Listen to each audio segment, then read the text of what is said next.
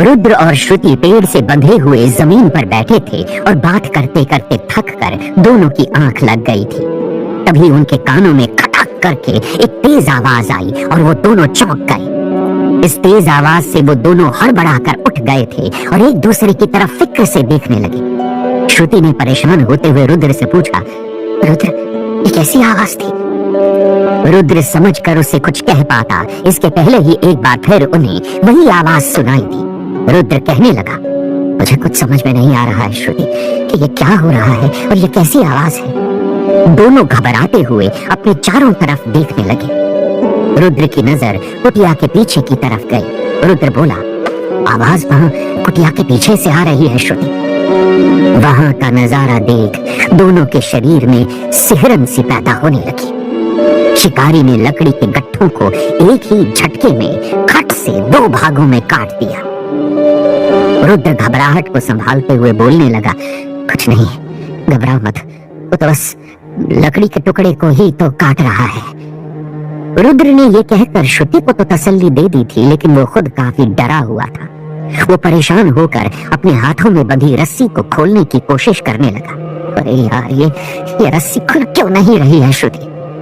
उन दोनों को बात करते देख शिकारी का ध्यान उनकी ओर गया। वो लकड़ी काटना छोड़ मुड़कर उनके पास आने लगा। उसके हाथ में अभी भी वो कुल्हाड़ी थी। दोनों उसे अपनी ओर आता देख घबराने लगे। रुद्र, वो इसी तरफ आ रहा है, कहीं वो। श्रुति खतरे की शंका से भर उठी थी। उसका चेहरा पसीने से भीग चुका था। तुम डरो नहीं श्रुति, वो हमें कुछ नहीं करेगा। रुद्र ने उसे समझाने की कोशिश करते हुए फिर से कहा, लेकिन उसे भी वही डर सता रहा था जो श्रुति को। शिकारी उनके सामने आकर खड़ा हो चुका था। उसने कुल्हाड़ी को अपने हाथ से झटके से जमीन पर टिका दिया था। रुद्र और श्रुति को लगा जैसे उसने उनके ऊपर ही वो कुल्हाड़ी दे मारी हो। वो दोनों अपनी जगह पर बैठे बैठे ही पीछे की ओर सरकने लगे। शिकारी उन्हें देख बिना कुछ कहे ही अपनी कुटिया में वापस चला गया।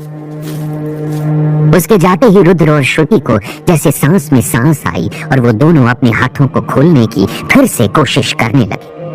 तभी श्रुति ने कहा, रुको रुद्र, हम ऐसे तो इस रस्सी को खोल नहीं पाएंगे। अपने हाथों को ढीला छोड़ो, मैं कोशिश करती हूँ। इतना कहकर श्रुति उसके हाथों की रस्सी को खोलने की कोशिश करने लगी, लेकिन उसे वो सिरा नहीं मिल रहा था जिससे वो उसके हाथों में बंधी रस्सी की गांठ को खोल पाए।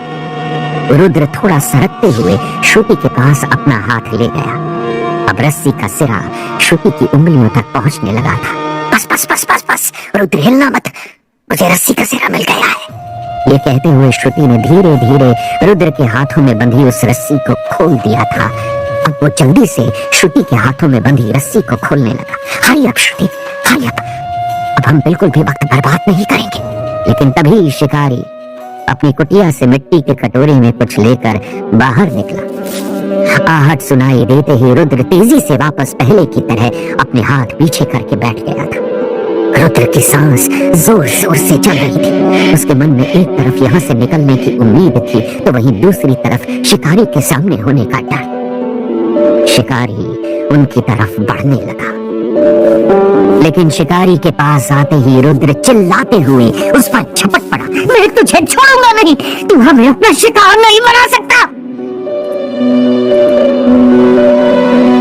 उधर प्रोफेसर अपनी लैब में स्क्रीन पर रुद्र को शिकारी के साथ लड़ते हुए देखकर पहले तो परेशान हो रहे थे, पर अचानक उनके चेहरे पर चमक आ गई और वो कहने लगे, मारो रुद्र, मारो उसे, मैं जल्दी ही तुम्हारी मदद के लिए किसी को भेज रहा हूँ। तब तक बस तुम अपना और श्रुति का ख्याल रखना।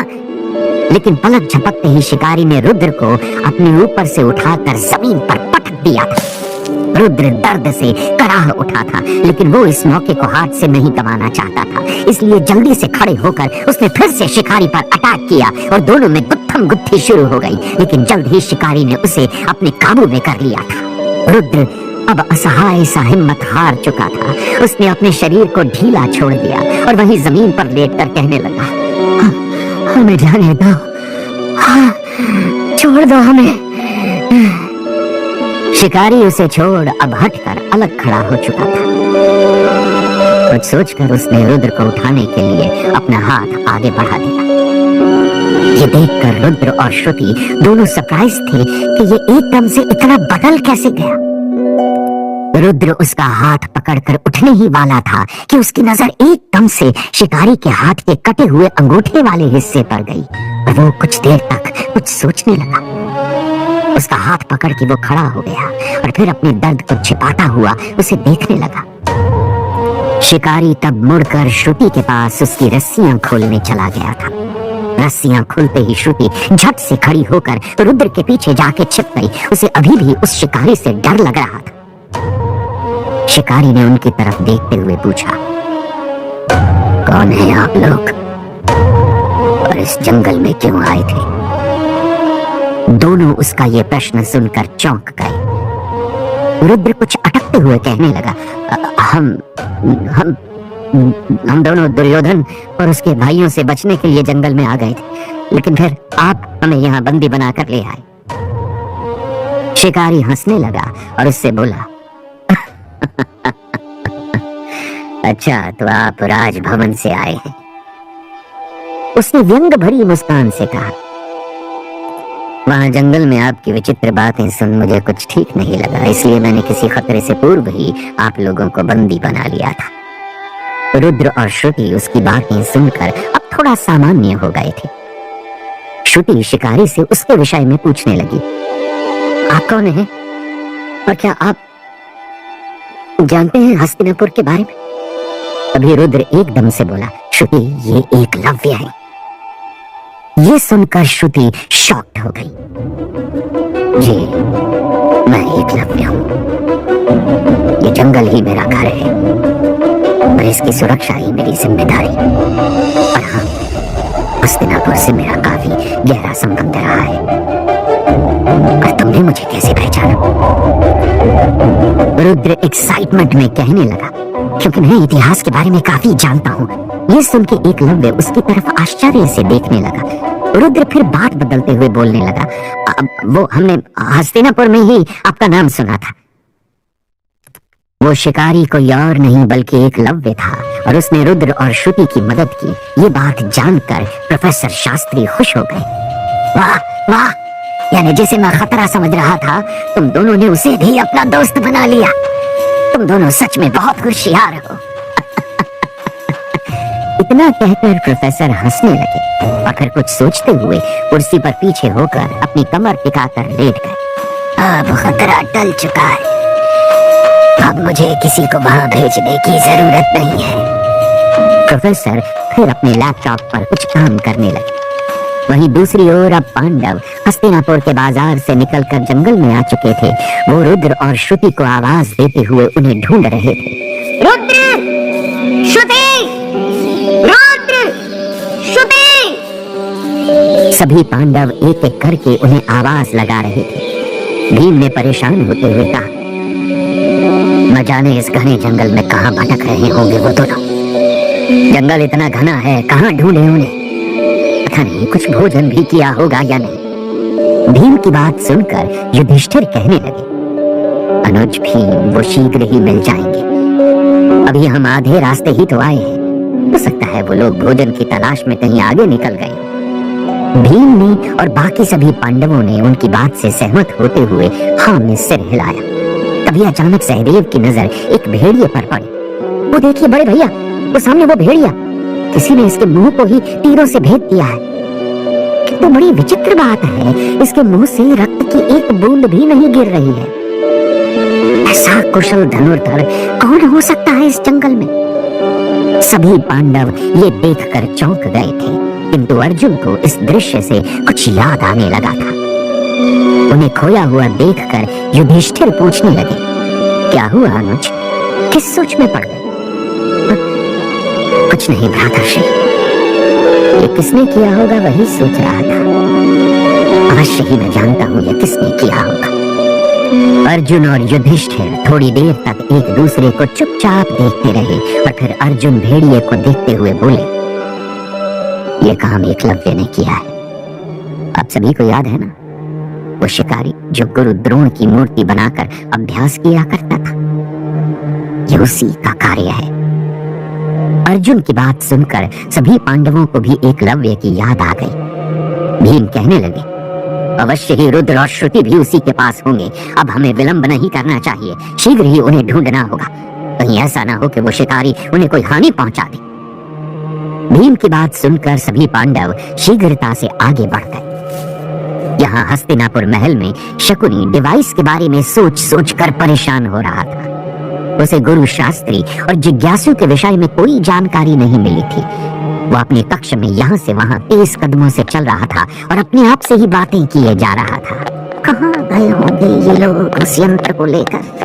मुझे उसके विषय में पूर्व से ही सारी जानकारी एकत्र कर लेनी चाहिए थी।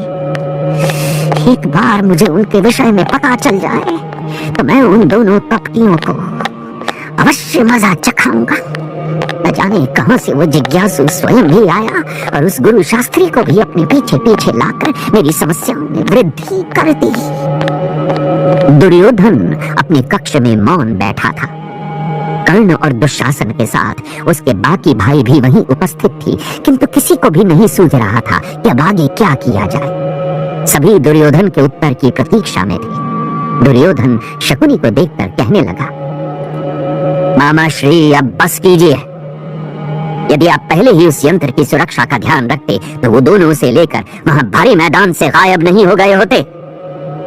हाँ जी दुर्योधन, मेरा पूरा ध्यान उस यंत्र पर ही था, किंतु उस अकस्मात हुए घटनाक्रम का लाभ उठाकर वो दोनों गुरु चेले उस यंत्र को ले उड़े।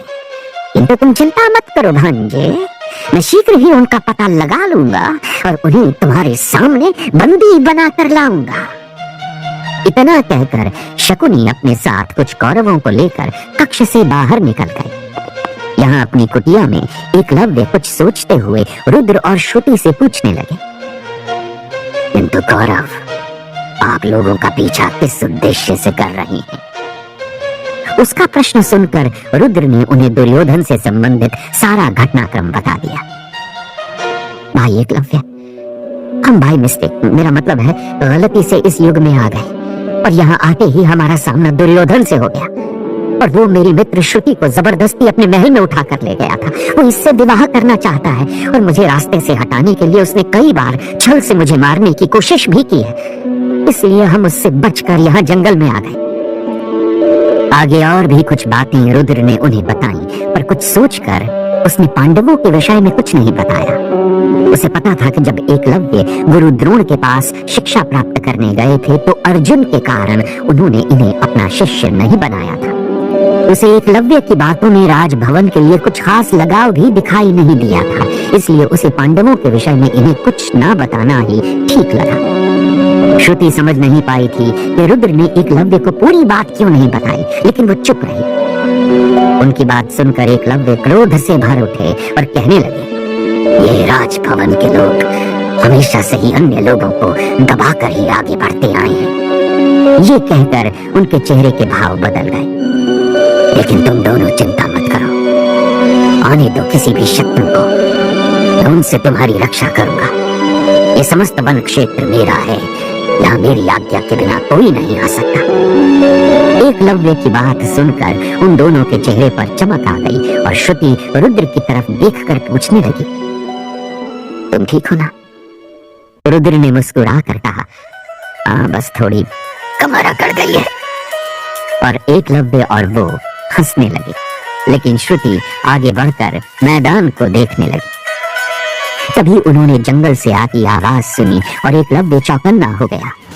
वो जंगल की तरफ आगे बढ़कर ध्यान से कुछ सुनने की कोशिश करने लगे और जल्दी से वापस आकर रुद्र और श्रुति से बोले, मुझे ऐसा प्रतीत होता है कि वो तुम्हारे पीछे यहाँ तक पहुंच चुके हैं। तुम दोनों जाकर मेरी झोपड़ी में छिप जाओ, मैं उन्हें सबक सिखाकर आता हूँ। इतना कहकर एकलव्य उन दोनों को अपनी झोपड़ी में ले गए और अपना धनुष कमान उठाकर बाहर जाने लगे। रुद्र का ध्यान फिर से उनके हाथ के कटे हुए अंगूठे पर गया और वो कंसर्न के साथ बोला, एकलव्य भाई, मैं तो कहूँगा आप भी मत जाइए, आप अकेले हैं, वहाँ जाना सुरक्षित नहीं है, और यदि आप जाना ही चाहते हैं तो मैं भी आपके साथ चलूंगा। नहीं, तुम यहीं रहो, ये जंगल मेरा है और यहाँ यदि कोई असुरक्षित है तो वो कौरव है जो तुम्हारे पीछे यहाँ तक आए हैं। इतना कहकर एकलव्य झोपड़ी से बाहर निकल गए। रुद्र और श्रुति जो अभी अभी एक मुश्किल से बाहर आए थे, कौरवों के आने की बात सुनकर फिर से उनके चेहरे पर परेशानी दिखने लगी थी। श्रुति कहने लगी, ओह गॉड, क्या ये प्रॉब्लम्स कभी हमारा पीछा छोड़ेंगे? अगर दुर्योधन फिर से मुझे जबरदस्ती ले जाने लगा ना रुद्र, तो आई स्वेयर मैं अपनी जान दे दूंगी और उसके साथ कभी नहीं जाऊंगी। श्रुति की इस बात से रुद्र को गहरा झटका लगा और वो इमोशनल होके उसे एकटक देखता रह गया। फिर उसने मन ही मन खुद से कहा, नहीं श्रुति, ऐसा होने से पहले मैं अपनी जान दे दूंगा। सवाल, रुद्र अपनी श्रुति को अब कैसे सुरक्षित रख पाएगा? क्या श्रुति को जबरदस्ती दुर्योधन से शादी करनी पड़ेगी या वो खुद को मार